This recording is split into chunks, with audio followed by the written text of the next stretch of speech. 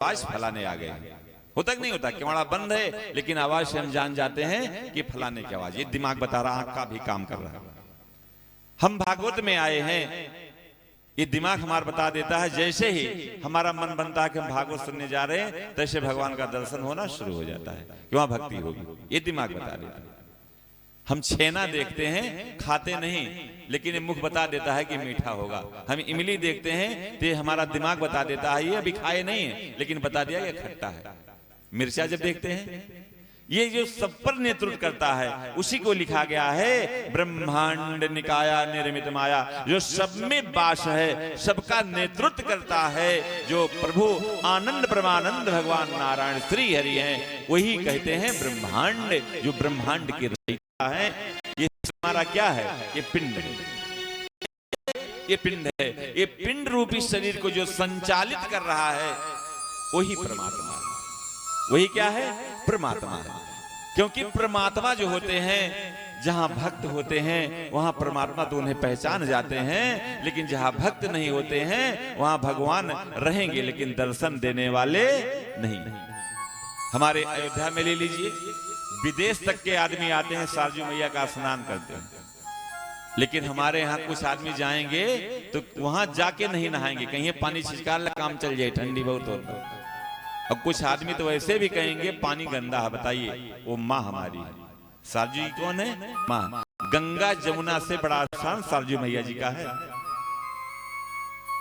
तो कहने का तात्पर्य है, जैसे श्रीमद् भागवत कथा आपके यहाँ हो रही है, जिनको तरना होगा वही कथा में आएंगे, वही सुनेंगे। जिनका, क्योंकि कथा भागवत सबके बस के बात नहीं है। जो समय चल रहा है ये सबके बस की बात नहीं है। हर तरह से धन है तो मन नहीं, और मन है तो धन नहीं। ये दोनों किसी किसी के पास है। किसके पास है? जिस पर गोविंद की कृपा है, उस परमात्मा की कृपा है, उसके पास जब सारे चीज इकट्ठा होते हैं तब मन में आता है हमारे मिश्रा जैसे कि भगवान का नाम द्वार पर हो जाना चाहिए। भगवान कहते हैं कि जो सब पर नेतृत्व करता है, सब पर वास हमारा। किसका वास है? गोविंद का है, गोपाल का है, कृष्ण का है, कन्हैया का है, गोपाल का है। एक राजा थे, उनका नाम था आत्मदेव। क्या नाम था? आत्मदेव। हाँ, आत्मदेव। आत्मदेव कौन जानते हैं कथा? इसलिए हम पूछ रहे हैं, जानो आप लोग समझ सको। आत्मदेव के बारे में कौन कौन भागवत जानते हैं?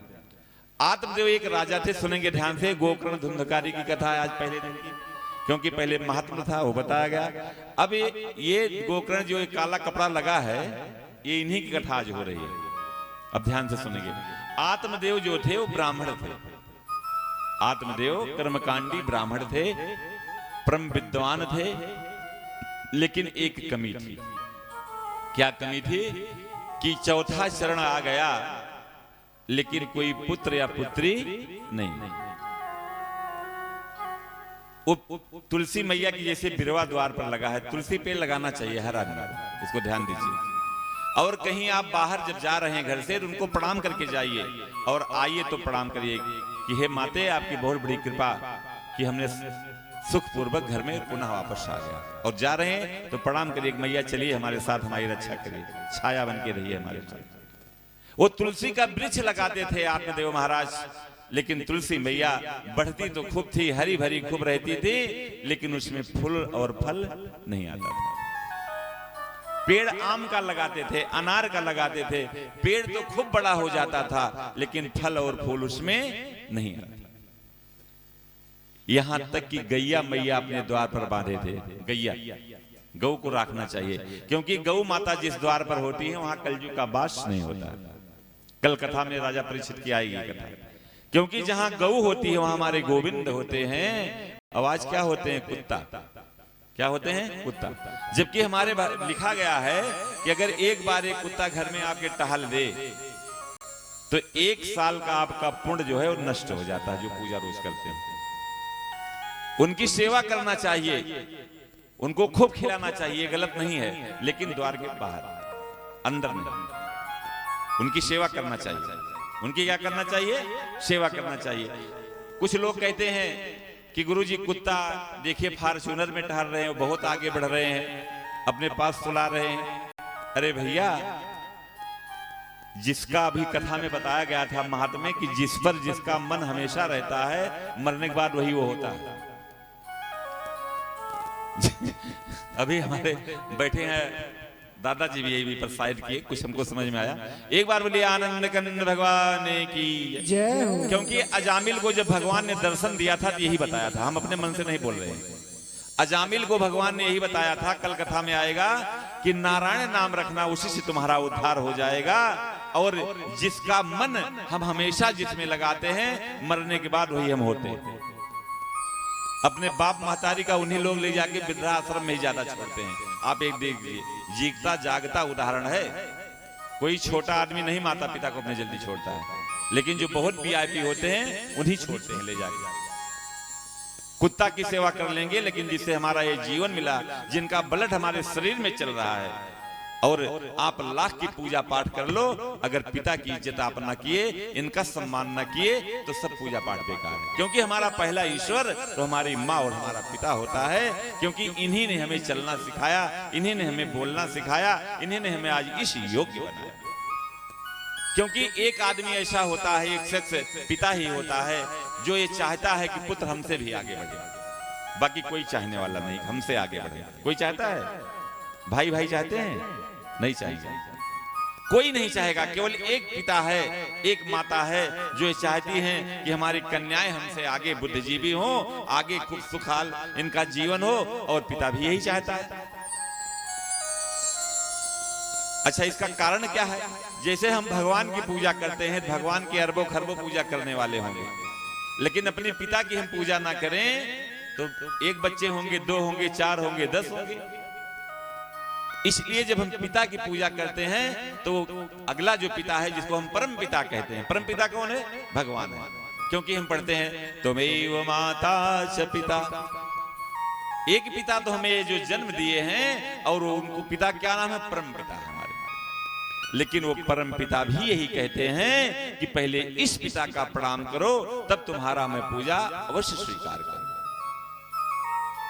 सब देवताओं में हुआ कि सबसे बड़ा कौन सा देवता है? आप देखते होंगे गणेश जी की पूजा पहले की जाती है। अभी हमने जैसे ही मंगलाचरण बोला, सबसे पहले कौन सा श्लोक पढ़ा? सबसे पहले आवाहन मैंने ओम श्रीमन महान गणाधिपतये नमः, पहले मैंने यही बोला। क्यों बोला? इसलिए बोला कि सभी देवताओं में जब होड़ लगी कि कौन बड़ा देवता होगा, किसका पहले नाम लिया जाएगा, तो सभी ने अपने अपने विमान से पूरा ब्रह्मांड को परिक्रमा किया। लेकिन हमारे गणेश भगवान तो थे, मूषक थे इनकी सवारी, वो तो घूम नहीं सकते थे। उन्होंने अपने माता पिता का परिक्रमा किया और सबसे बड़े देवता माने गए। ये आप चाहे जहां देखेंगे हर जगह ये सिद्ध मिलेगा आपको। लेकिन लोग क्या करते हैं, बगल वाले से दुश्मनी होगी और दुनिया के दोस्त हमारे होंगे, जबकि कोई आप भी बताएगी तो अपना ही काम देता है। इसको नोट कर लीजिए। दूर का कितना भी क्यों आपका अनुगामी है, कितना भी बड़ा मित्र है, लेकिन जब सुनेगा तब आएगा। इसलिए वो क्या कर रहा है, क्या नहीं कर रहा है, ये जीवन उसके मत झांकिए। हम जो कर रहे हैं अपने जीवन में झांकिए कि हम किसी से गलत ना करें, किसी से गलत ना बोले। वो जो करेगा वो परम पिता देख रहा है, आज नहीं तो कल उसका दंड जरूर उसे देगा। हम अपने ऊपर क्यों निर्णय लेते हैं?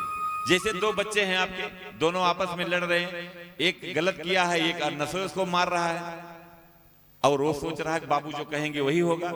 तो आप किसके साथ होंगे? जो आपको ऊपर छोड़ रहा है, जो पिताजी करेंगे वही होगा। ऐसे हमारे परमात्मा हैं कि जब हम उनके ऊपर निर्भर हो जाते हैं तो वो निर्णय स्वयं लेते हैं। न वहां जज बैठता है और न वहां वकील। भगवान कहते हैं उस परम परमात्मा को जो जान लेता है उसका जीवन आनंदमय हो जाता है। लेकिन भगवान कहते हैं जे हमें जानिस दिहे जनाई, कि जो हमें जानता है उसी को मैं भी जानता हूं, और जो हमें नहीं जानता है मैं उसे भी नहीं जानता हूं। लोग कहते हैं कि राम का नाम तो लेते हैं, भी लोग लेते हैं, बिल्कुल सत्य है, लेकिन उसमें उसका भी प्रभाव है। लिखा गया है राम राम सब कहे कि ठग जो होता है वो भी राम का नाम लेता है। जो जेब काटता है वो भी कहता प्रभु तू बचाया। काली माई रक्षा क्यों, कहते हैं कि नहीं कहते? लिखा गया है राम राम सब कहे कि ठग ठाकुर हो चोर, बिना प्रेम के रीझत नहीं तुलसी नंद किशोर। क्योंकि प्रेम ऐसा शब्द है जैसे सत्य, सत्यम परम धीमहि बताया गया।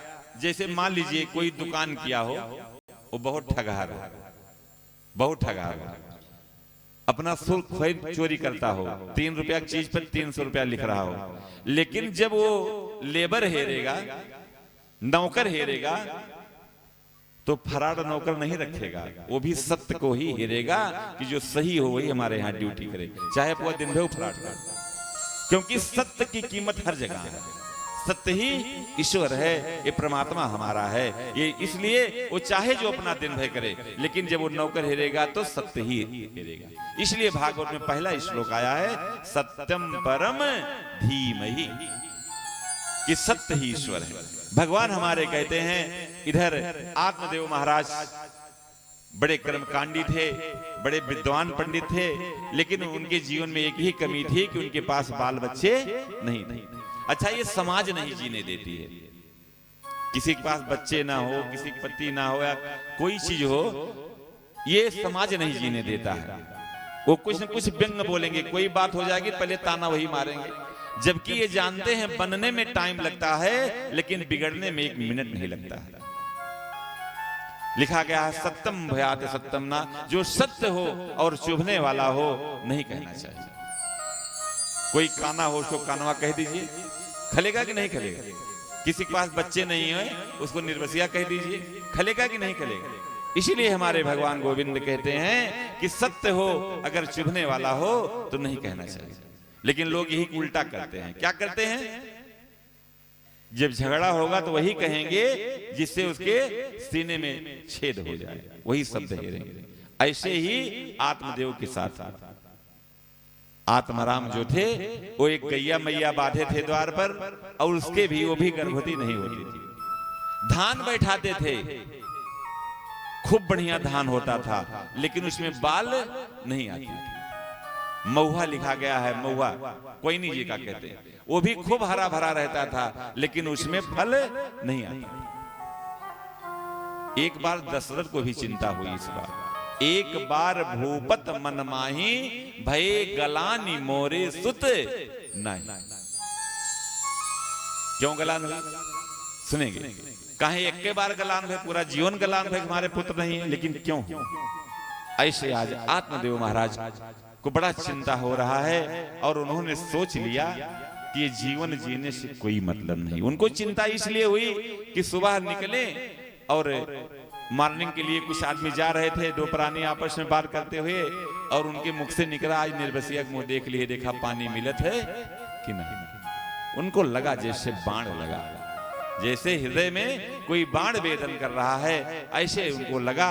और उन्होंने भगवान का आगे प्रणाम करते हैं और कहते हैं, ये किस जन्म का पाप है प्रभु कि मैं आज सुबह सुबह ऐसा कोई व्यंग हमें बोल रहा। प्रभु ये जीवन तो अपना वापस ले लो, ये जीवन जीने से कोई मतलब नहीं है। जो हमारा सूरत देख के, हमारी शक्ल देख के दुखी हो जाए तो कोई जीवन नहीं है प्रभु।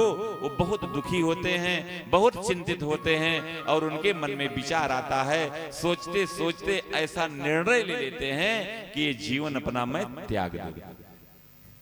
आत्मदेव महाराज जाते हैं तुंग नदी के किनारे, और वो छलांग लगाना चाहते हैं कि अपना जीवन में जब बात लग जाती है तो ऐसे ही होता है, लेकिन नहीं होना चाहिए, गलत है। क्योंकि हर चीज का समाधान है, और जहां समाधान नहीं है उनका ध्यान करो पारब्रह्म परमेश्वर का। ये जीवन 84 लाख योनि में भ्रमण के बाद ये मनुष्य तन मिला है, और इसे हम आत्महत्या करके खत्म कर दें, ये बहुत बड़ा पाप है, नहीं करना चाहिए। कितनी भी परिस्थिति कैसे हो, क्योंकि परिस्थिति से जो मैनेज कर ले जाता है, समझौता कर ले जाता है, वही तो महान होता है। आत्महत्या नहीं करना चाहिए, बहुत बड़ा पाप। 1000 वर्ष का आदमी प्रेत होता है। आज आप वही कथा सुनेंगे। आत्मदेव पैर उठा चुके हैं छलांग लगाने के लिए। हमारे ऋषि मुनि आते हैं भगवान के स्वरूप। जो भगवान का काम करे वही भगवान होता है। क्यों? बाकी तो भगवान का सभी अंश होते हैं, उन्होंने जैसे छलांग लगाना चाहा, हमारे गोविंद पारब्रह्म परमेश्वर उस ऋषि के रूप में आए और पीछे से पकड़ लिए, हे राजन, ये आत्महत्या करना उचित नहीं है, क्यों आप आत्महत्या कर रहे हो?